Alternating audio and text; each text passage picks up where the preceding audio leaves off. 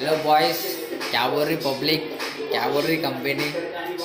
ఏం లేదు బా, ఇలా ఏంటంటే నా జీతం వచ్చింది అనుకుంటా. ఎంత అంటే 30,000 ఉంటాయి ఇవి. అంటే మనం నా ఒక్కరిమే కాదు, నావి మా తమ్మునాన్ని. ఏంటంటే మ్యాటరు, దీన్ని చూసి మరీ తీసారు చూసినా మనకి, వాళ్ళ గురించి చెప్తున్నా.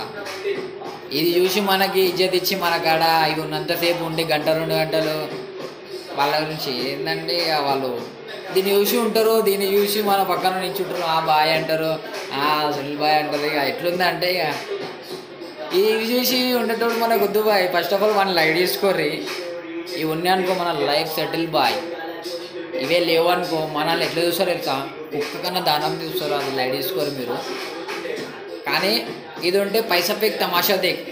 ఇక ఎట్లా అంటే ఇవి ఉంటే అప్నా కామ్ బంతా మార్చుదాయ జంతా అట్లా.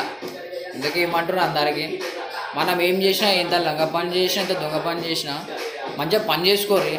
పని చేసుకొని పైసలు ఉంచుకున్నాం అనుకో, ఒకప్పుడు మనం ఇది తీసి అరే నాకన్నా ఇన్ని పైసలు ఉన్నాయి అనుకుంటాం మనమే.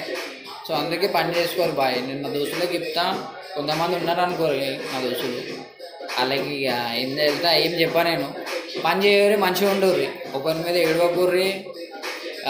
ఏంటంటే మనం కూడా లైఫ్లో కలిసి మంచిగా బతుకుదాం అంటున్నాను నేనైతే.